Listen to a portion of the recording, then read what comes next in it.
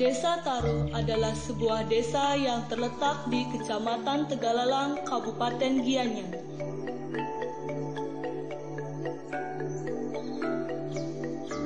Desa Taruh merupakan desa tua di Bali yang kaya akan kisah dan peninggalan budaya masa lampau. Keberadaan desa ini berkaitan erat dengan lawatan orang suci Resi Markandeya dari Jawa Timur ke Bali sekitar abad ke-8. Desa ini memiliki alam yang hijau dan asri, udara yang sejuk serta pepohonan membuat suasana menjadi rindang. Hal itu menjadikannya sebagai habitat yang tepat bagi lembu putih yang merupakan satu-satunya spesies lembu di dunia. Sejarah Desa Taruh tak lepas dari keberadaan lembu putih di desa tersebut. Penduduk desa menganggap lembu putih sebagai hewan yang disucikan. Biasanya, lembu putih menjadi sarana pelengkap ketika dilaksanakannya upacara keagamaan.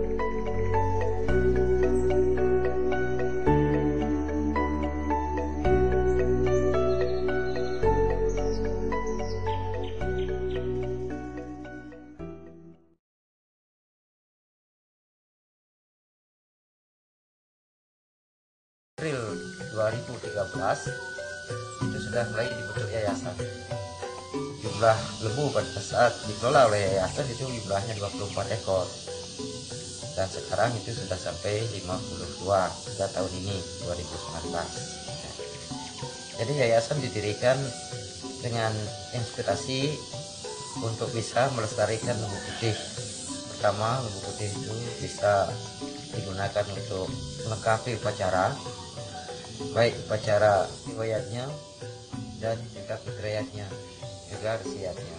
Jadi bisa digunakan untuk murwadasina, itu mengelilingi suatu tempat upacara dengan harapan itu menimbulkan kesejahteraan pada masyarakatnya.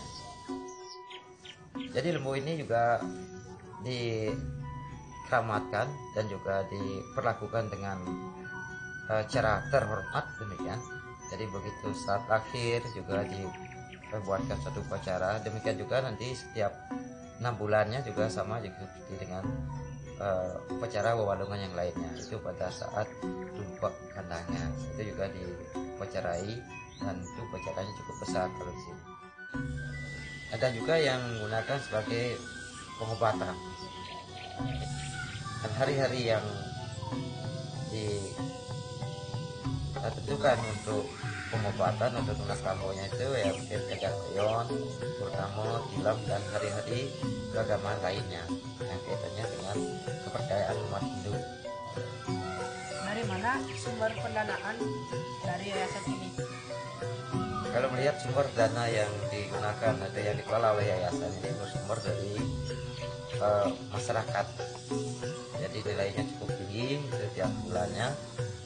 Dan itu digunakan untuk pertama itu untuk ajangan duit atau makannya, yang kedua itu untuk operasional daripada yayasan termasuk transportnya, yang ketiga nanti dana itu juga digunakan untuk konsumsi daripada karyawan dan juga untuk memberikan jasa atau gaji untuk karyawan. Itu semuanya sumber dana dari masyarakat. Mana sejarah lembu putih ini bisa dari kembali diceritakan ya. Jadi sejarahnya mungkin ada 2 versi. Yang versi pertama seperti yang sudah disebutkan tadi itu ya dari kedatangan beliau disebutkan. Kemudian versi yang kedua ini dari cerita turun temurun. Tadi saat sarana upacara sudah dapat, tapi cuma satu yang belum terpenuhi, yaitu namanya lembu. Ya ada salah seorang warga di Taruh itu pada saat itu sapinya melahirkan sapi yang warnanya putih.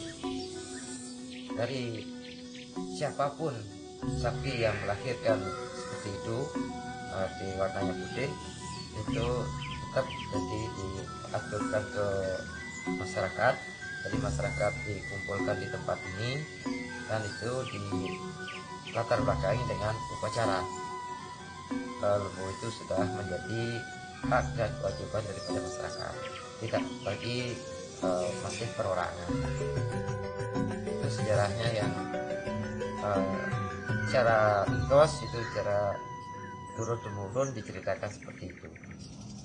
Adakah alasan budaya atau agama yang mendasari pelestarian lembu putih ini?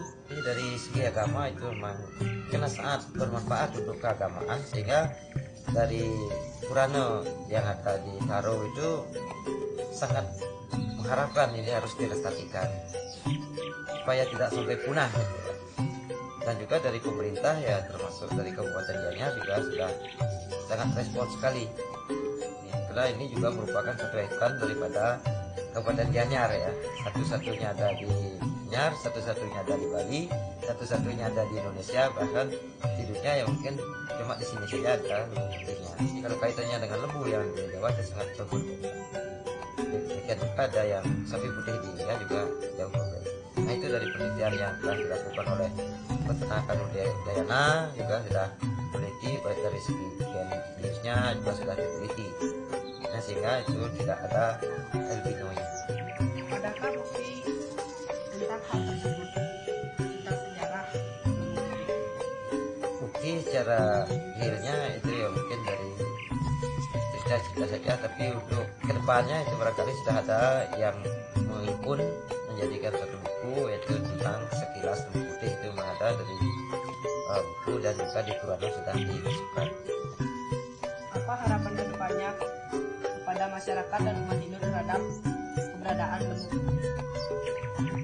Jadi harapan ke depan, jadi untuk lembu putih ini supaya bisa tetap dilestarikan, bahkan dapat dikembangkan, disampaikan sebagai ikon daripada segi keagamaan, juga nanti supaya bisa menunjang daripada pariwisata yang ada di Bali. Karena pariwisata itu akan menopang terutama dari pengurangan beban masyarakat. Kalau bisa ini dimasukkan sebagai destinasi pariwisata, sehingga hasil-hasil yang didapatkan itu bisa untuk menjaga dan juga biaya pelestarian daripada lembu ini.